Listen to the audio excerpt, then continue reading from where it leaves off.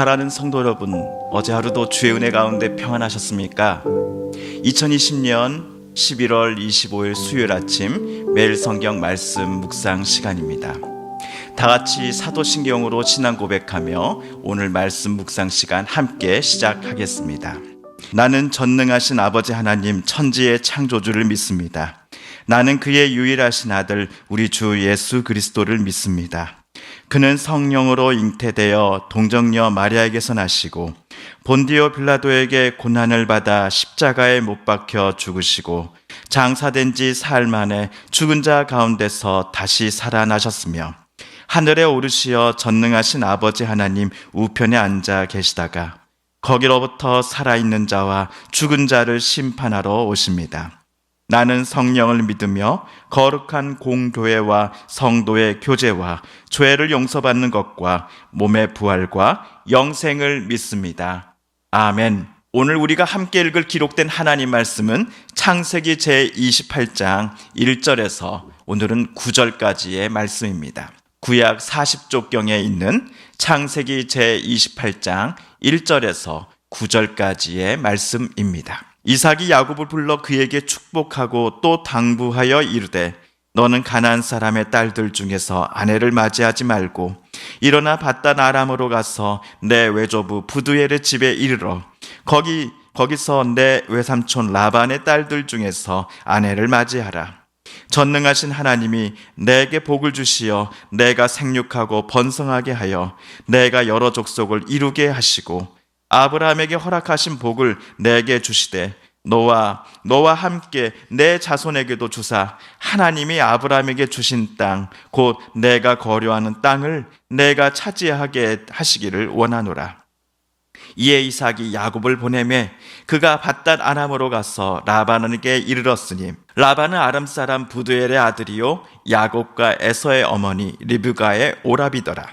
에서가 본즉 이삭이 야곱에게 축복하고 그를 밧단 아람으로 보내어 거기서 아내를 맞이하게 하였고 또 그에게 축복하고 명하기를 너는 가나안 사람의 딸들 중에서 아내를 맞이하지 말라 하였고 또 야곱이 부모의 명을 따라 밧단 아람으로 갔으며 에서가 또 본즉 가나안 사람의 딸들이 그의 아버지 이삭을 기쁘게 하지 못하는지라.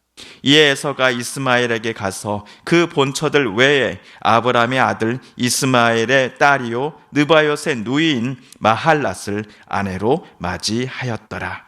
아멘. 어제 리브가는 장자권 사건이 있은 지 얼마 안 되었을 때에 두 사람을 각각 만났습니다. 먼저는 차남 야곱이었습니다. 형이 너를 죽이려 한다. 그러니 형의 눈을 피해 어미의 고향 하란 땅 밧단 아람에 가 있거라. 하란 땅에는 어미 오라비가 살고 있으니 그에게 너의 몸을 의탁하고 있어라. 너를 향한 형의 분노와 그 미움이 사그라든다 싶으면 어미가 사람을 보내 너를 다시 고향 땅 이 집으로 데리고 오겠다. 그리고 리브가가 두 번째로 만난 사람은 남편 이삭이었습니다. 첫째가 결혼할 때 우리 친족 중에 한 사람이 아니라 한 여인들과 결혼하여 우리 모두의 걱정 근심거리가 되었다는 것을 당신도 잘 아시지요? 그렇기에 둘째 야곱은 우리가 사는 가나안의 여인들 중에 한 명이 아닌 우리 친척들이 살고 있는 하란 땅으로 야곱을 직접 보내어 그곳에서 여인을 아내감을 맞이하였으면 좋겠습니다. 내 아버지와 오라비 라반이 살고 있는 그 밧단 아람 하란 땅에서 그가 낳은 딸들 중에 야곱이 자기 아내감을 점지고 데리고 오라고 시켰으면 좋겠습니다. 라고 각각 두 사람에게 말하였지요. 이처럼 리브가는 야곱과 그리고 이삭을 만났습니다. 리브가는 두 사람 모두에게 가나안 땅을 떠나 리브가의 오빠가 여전히 살고 있는 하란 땅으로 야곱이 떠나야 한다라고 말하였습니다. 리브가의 제안에 야곱과 이삭 모두 동의하였습니다. 그런데 두 사람에게 리브가가 설명해준 하란 땅으로 야곱이 왜 떠나야 하는가에 대한 이유는 서로 달랐습니다. 그러나 누가 봐도 야곱이 지금 밧단 아람, 즉 어머니의 고향으로 떠나야 하는 가장 큰 이유는 형 에서로부터 둘째 야곱이 도망치기 위해서가 아니었을까요? 장자권 관련 사기 사건이 있은 후 장남에서는 동생 야곱을 반드시 죽이겠다라고 공공연히 말하고 다녔기 때문이었습니다. 그리고 며칠 후 오늘 아버지 이삭이 야곱을 자기 방으로 불렀습니다. 이때는 야곱과 리브가가 자신을 그리고 첫째 에서를 속였다라는 것을 이삭도 이제는 다 알고 있는 때였을 겁니다. 혹시 지난번 내가 너에게 빌어준 모든 복들은 무효다. 왜냐하면 너는 나를 속였기 때문이지. 그러니 이제 나는 너를 향해 저주를 선언하겠어 라고 말하고자 아버지가 아들을 불렀던 것일까요? 오늘 1절 말씀을 다시 읽어보겠습니다. 이삭이 야곱을 불러 그에게 축복하고 또 당부하여 이르되 너는 가나안 사람의 딸들 중에서 아내를 맞이하지 말고. 이삭은 오늘 야곱을 부른 것이 저주하기 위함이 아니라 오늘 또 축복하기 위해서 자기 방으로 야곱을 불렀습니다. 그리고 당부하기 위해 불렀습니다. 야곱, 너는 너의 형 에서처럼 가나안 사람의 딸들 중에서 아내를 취하지 말고 내 외삼촌 라반의 딸들 중에서 아내를 맞이해 그렇기 위해 이 집을 떠나 어서속히 밧단 아람으로 가렴. 여기까지만 보면 우리들은 아버지 이삭이 이번 장자권 사기 사건이 있은 후 자기 가족의 분위기의 심각성을 제대로 파악 못하고 있는 게 아닌가라는 생각이 듭니다. 그저 자기 아내 리브가의 말만 듣고서는 그래, 내 아들 야곱, 둘째 아들 야곱만은 배우자를 찾을 때 가나안 사람의 여인 중에서가 아니라 우리 친척이 있는 밧단 아람 그곳에 가서 여인을 찾는 게 맞아. 그래서 이 아들 야곱을 밧단 아람으로 어서 보내야겠어 라고 생각하고 있는 것 아닌가라는 그런 느낌을 받기 때문이죠. 하지만 3절과 4절에 나온 이삭의 말들은 이삭도 지금 자기 가족 내의 분위기가 얼마나 심각한 상황인지를 다 알고 있었음을 우리에게 말해주고 있습니다. 3절 4절입니다. 전능하신 하나님이 내게 복을 주시어 내가 생육하고 번성하게 하여 내가 여러 족속을 이루게 하시고 아브라함에게 허락하신 복을 내게 주시되 너와 함께 내 자손에게도 주사 하나님이 아브라함에게 주신 땅 곧 내가 거류하는 땅을 내가 차지하게 하시기를 원하노라. 하나님께서 아브라함에게 또한 그의 후손들에게 반드시 주시겠다 약속하신 땅이 어디입니까? 혹시 야곱이 지금 떠나야 할 하란의 밧단 아람입니까? 아닙니다. 지금 이삭과 리브가 부부 그리고 에서와 야곱 형제가 살고 있는 가나안 땅입니다. 비록 야곱이 잠시나마 가나안 땅을 떠나지만 하란에서 영원히 머무는 것이 아니요 다시 고향 땅 가나안으로 되돌아와 하나님이 약속해 주신 이 가나안 땅을 야곱과 그의 후손들이 차지하게 될 것이다 라고 하는 복을 아비 이삭은 야곱에게 오늘 빌어주고 있습니다.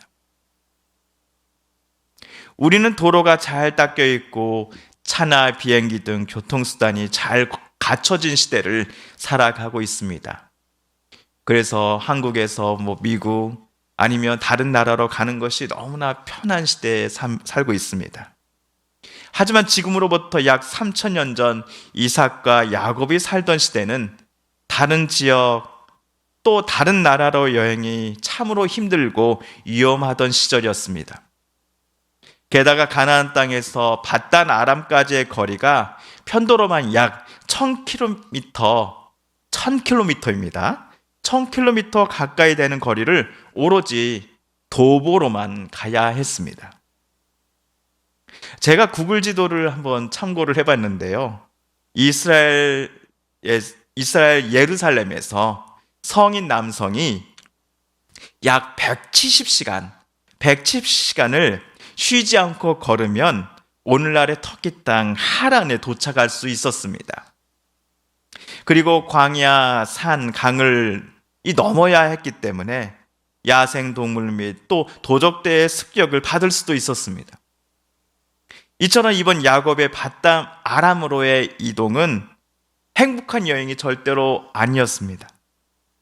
그렇게 아버지와 아들의 이번 만남이 오늘을 끝으로 마지막이 될 수도 있다라는 것을 이삭도 잘 알고 있었습니다. 그러나 아버지는 야곱이 다시 이곳 가나안 땅으로 되돌아올 것임을, 그리하여 야곱과 그의 후손들이 하나님이 주신다고 약속하신 이 가나안 땅을 반드시 차지하게 될 것임을 확신하며 오늘 야곱에게 복을 빌어주고 있습니다. 야곱이 여기 가나안 땅에 반드시 되돌아온다라는 것은 두 가지 중요한 문제를 그가 해결했다라는 것을 의미합니다. 첫째는 바단 아람에 가서 친척들이 낳은 딸들 중에 야곱이 자기 아내가 될 사람을 이곳 가나안 땅으로 되돌아오는 일에 성공했다라는 것을 의미합니다. 그리고 둘째는 첫째 형 에서의 야곱을 향한 분노가 모두 사라지고 형제가 화해하는 데 성공했음을 의미합니다.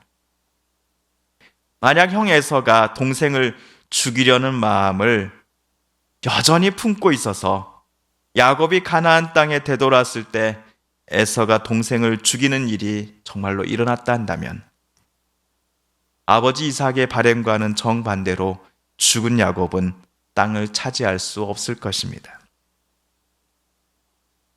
아버지 이삭의 야곱을 향한 이와 같은 두 가지 바람은 어떻게 되었을까요? 그 이야기는 앞으로 읽어나갈 창세기 말씀 묵상을 통해 우리가 조금씩 확인해 보려고 합니다. 제가 볼 때 사실 아버지 이삭은 아무것도 모르는 사람처럼 보였습니다. 하지만 말을 안 하고 있을 뿐이었지 가정 내에 돌아가는 모든 상황들을 아버지 이삭은 정확하게 판단하고 있었습니다. 제가 이삭을 잘못 본 겁니다. 아내 리브가가 지금 가정에 터진 문제들을 해결하기 위해 어제 야곱과 남편 이삭을 부지런히 각각 만나고 다녔다 한다면 오늘 집안의 가정인 이삭은 자기 가정 내에 터진 문제를 침착하게 해결하고 있는 사람이었습니다. 지금 이 순간 야곱에서 이 두 형제를 모두 불러다가 꾸짖는다고 또 다그친다고 하는 것이 아니라 아버지 이삭은 자식들과 어느 정도 적당한 거리를 두고자 했습니다. 결국 이러한 이삭의 결정은 첫째에게는 화난 감정에 그 기름을 끼얹지 않았고 둘째에게는 형으로부터 멀리 떨어뜨려 놓음으로써 이 두 사람이 형제가 시간과 거리를 두고 이번 사태에 대해 서로에 대해 곰곰이 생각해 볼 여유를 허락해 줬던 것이죠. 근데 이러한 아버지 이삭의 결정이 또 판단이 또 행동이 실제로 작은 또 변화를 에서에게 일으켰는데요. 8절과 9절을 한번 보시겠습니다. 에서가 또 본즉 가나안 사람의 딸들이 그의 아버지 이삭을 기쁘게 하지 못하는지라. 이에 에서가 이스마엘에게 가서 그 본처들 외에 아브라함의 아들 이스마엘의 딸이요 느바요의 누이인 마할랏을 아내로 맞이하였더라.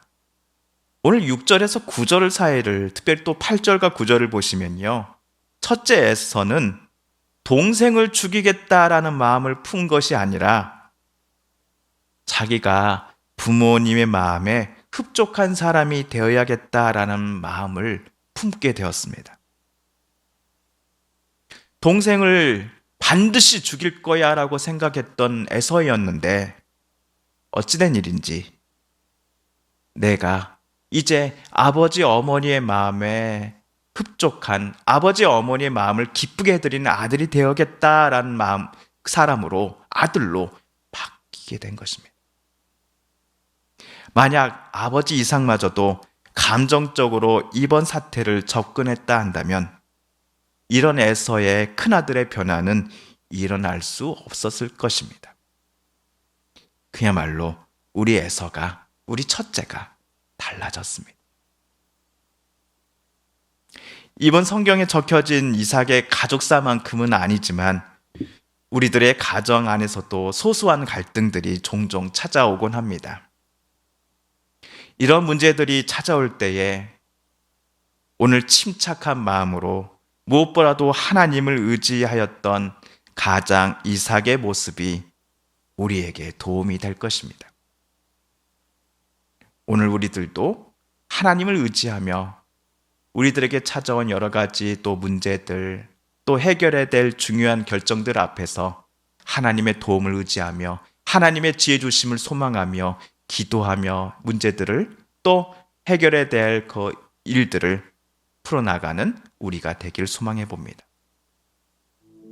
사랑하는 성도 여러분, 오늘 창세기 말씀 묵상을 통하여 하나님께서 저와 여러분에게 주신 말씀과 또 도전과 응원, 위로의 말씀을 기억하며 이 시간 우리가 함께 읽은 말씀 붙잡고 기도하겠습니다. 또한 우리 성도님들과 가족들 중에 하나님의 고쳐주심과 또 일으켜 세워주심을 놓고 간절히 기도하는 분들이 계십니다. 이 시간 우리 또 그분들을 이름을 부르며 함께 기도드리십시다. 하나님, 코로나19가 온 나라 또 이 나라 이 땅을 참으로 힘들게 하며 시름 가운데 빠뜨리고 있으니 하나님, 이 나라 이 땅을 또 이 백성을 불쌍히 여겨주시고 도와주소서, 치료하여 주소서, 구원하여 주소서라고 기도드리십시다. 마지막으로 우리가 가지고 나온 간절한 기도 제목 하나님께 아뢰며 하나님의 은혜 보좌 앞으로 더 가까이 나아가겠습니다. 함께 기도합니다.